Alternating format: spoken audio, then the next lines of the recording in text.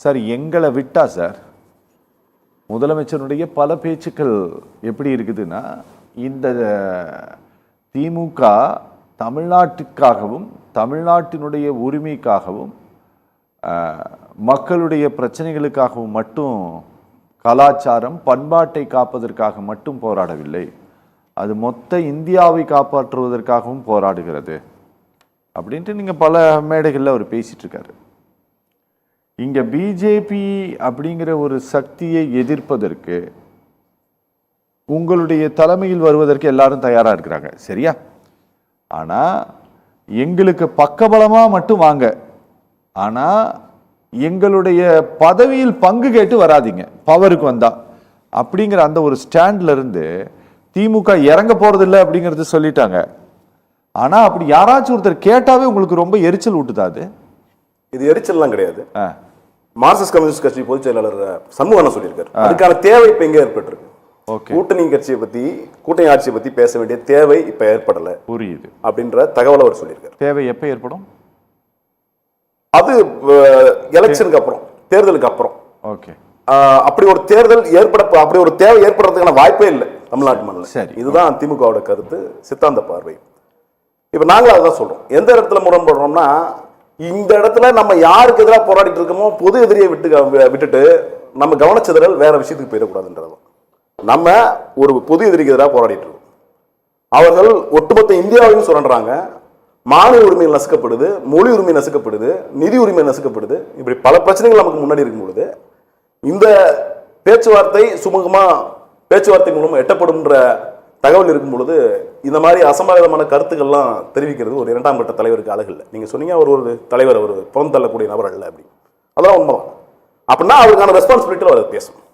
அவர் புறம் தள்ளக்கூடிய நபர் இல்லை, அவர் ஒரு எம்பி அப்படின்னா போன முறை அவர் எம்பியா இருக்கும்போது எத்தனை முறை தொகுதிக்கு போனாரு, என்னென்ன மக்களுக்கு செஞ்சு கொடுத்தாரு, அவர் சார்ந்த காங்கிரஸ் கட்சிக்கு என்ன செஞ்சு கொடுத்தாரு, காங்கிரஸ் கட்சியோட வளர்ச்சிக்கு என்ன செஞ்சு கொடுத்தாரு சொல்லணும்ல சார். மொத்த இந்தியாவில் இல்ல நானே உங்களுக்கு ஒரு விஷயம் சொல்லிடுறேன் தமிழ்ச்செல்வன். மொத்த இந்தியாவில் இருக்கக்கூடிய எல்லா எம்பிக்கள் இருக்காங்கல்ல, ராஜ்யசபா லோக்சபா எல்லாம் சேர்த்தனம்னா, எல்லாத்தையும் சேர்த்தனாலும் எல்லாருக்கும் சேர்த்து இந்திய அரசாங்கம் ஒதுக்குற தொகை எவ்வளவு தெரியுமா? வெறும் 3500 கோடி தான். ஒரு கார்பரேஷன் பட்ஜெட் கூட, பட்ஜெட்ல பாதி கூட கிடையாது எம்பிக்களுக்கான ஃபண்டு. சரி, அதனால அவங்க எத்தனை தடவை போனாரு? இல்ல இல்ல, அந்த இடத்துல நான் முரண்படுறேன். நான் என்ன கேட்க வரேன்றது நீங்க புரிஞ்சுக்கல. அவர் காங்கிரஸ் கட்சியோட வளர்ச்சிக்கு, இப்ப காங்கிரஸ் கட்சியோட வளர்ச்சிக்கு தானே வந்து கூட்டணி ஆட்சியில பங்கு வேணும்னு கேட்கிறாரு.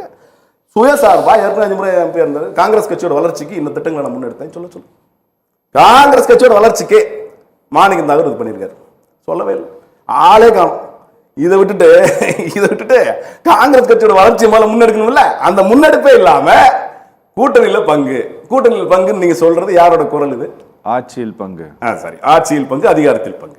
ஆட்சியில் பங்கு, அதிகாரத்தில் பங்குன்னு சொல்றது யாரோட குரல் இது? யாரோட குரல் இது? நீங்கள் உங்க சார்ந்து இருக்கிற கட்சியோட வளர்ச்சிக்கு என்ன செஞ்சீங்கன்னு ஒரு கேள்வி இருக்கு. அதை கேள்விக்கு பதில் சொல்ல முடியாது, செய்யல எதுவுமே. அதான் அவங்க பார்ட்டி தலைமை கேட்கணும் சார், நீங்க ஏன் கேட்கறீங்க? அப்ப இது அதோட எக்ஸ்டென்ஷனா இல்லையா? அவர் சார்ந்து இருக்கிற கட்சியை ஒரு நல்ல இடத்துக்கு கொண்டு போகணுன்ற ஒரு பார்வை. உள்ளபடியே காங்கிரஸ் கட்சிக்கு இவ்வளவு வாக்கு இருக்கு அப்படின்றத அவர் எந்த இடத்துல முன்னின்று அதை எடுத்துட்டு கொண்டு போய் அந்த இடத்துல சேர்த்திருக்காரு அப்படின்ற கேள்வி எழுதா இல்லையா? ஓகே, இயல்பா எழுது. அப்ப அப்படி ஒரு சூழல் அங்க எட்ட முடியாம, எந்த வேலையும் செய்யாம வெறுமனே அதிகாரத்தில் பங்குன்னு கடைசி நேரத்தில் குட்டை குழப்புற மாதிரி ஒரு ஸ்டேட்மெண்ட் கொடுத்துட்டே இருக்கிறது தான் conspiracy theory. India voter C voters கருத்து கணிப்பு என்ன சொல்லுது? 45 விழுக்காடுல இந்த கூட்டணி ஆட்சி அமைக்கும் சொல்லுது. இதுக்கு பின்னாடி இருக்கிறவங்க 32 விழுக்காடு, ஏறத்தாழ 13 விழுக்காடு டிஃபரன்ஸ் இருக்கு. நாங்க தான் ஆளுங்கட்சி அப்படின்றத உறுதியா சொல்றோம். அப்படிப்பட்ட ஒரு சூழல்ல ஆட்சி அதிகாரத்துல பங்கு வேணும்னு சொல்லி கூட்டணியை விட்டு பிரிக்கணும் அப்படின்ற மனநிலையில ஒரு கருத்து சொல்றதுங்கிறது ஏற்கும்படியானது இல்லை. அதாவது அதை சொல்வதை அவர் இன்று வரை நிறுத்தல. அதை நீங்க அண்டர்ஸ்டாண்ட் பண்ணிக்கிறோம். நீங்க என்ன வேணா புலம்பிட்டு போங்க, ஆனா அவர் இன்று அவர் சொல்றது புலம்புறது இல்ல. அவர் நாங்க சொல்றது புலம்புறது, அவர் சொல்றது புலம்புறது இல்ல. அப்படியா? இல்ல, நீங்க தான் சொல்றீங்க. நீங்க என்ன வேணா புலம்பிட்டு போங்க, அவர் கருத்து சொல்றாரு. அவர் கருத்து என்னன்னா சார், எனக்கு என்னன்னா, திரு மாணிக்கம் தாகூர் வந்து ஒரு 2 வார்த்தை தான் ட்வீட் போடுறாரு, ஆனா அது உங்களை டிஸ்டர்ப் பண்ணது இல்ல.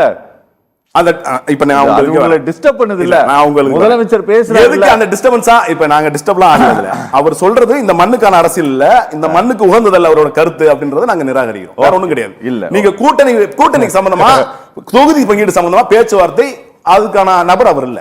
ஓகே, அதுக்கான நபர் அவர் வந்து காங்கிரஸ் அகில இந்திய காங்கிரஸ் கட்சியோட தலைவர் கிடையாது, இல்ல ராகுல் காந்தியோ கிடையாது. அவரோட கருத்து அவர் ஓரமா நின்று புலம்பிட்டு இருக்கிறார். ஓகே, அப்படித்தானே அதை எடுத்துக்கணும். அவர் ஒரு ஆர்கனைஸ்டு பர்சன் கிடையாது இல்லையா? ஒரு எம்பி. அவரு இந்த கூட்டணி சம்பந்தமான தொகுதி பங்கீடு சம்பந்தமா பேச்சுவார்த்தையோ இல்ல முடிவு எடுக்கிறதுக்கு கூட உகந்த நபர் அவர் இல்ல இல்லையா? அப்படிப்பட்ட சூழல்ல அவர் கருத்து சொல்லிட்டு இருக்கோம், ஓரமா நின்று கத்திட்டு போட்டு தான் விட முடியும். Okay okay.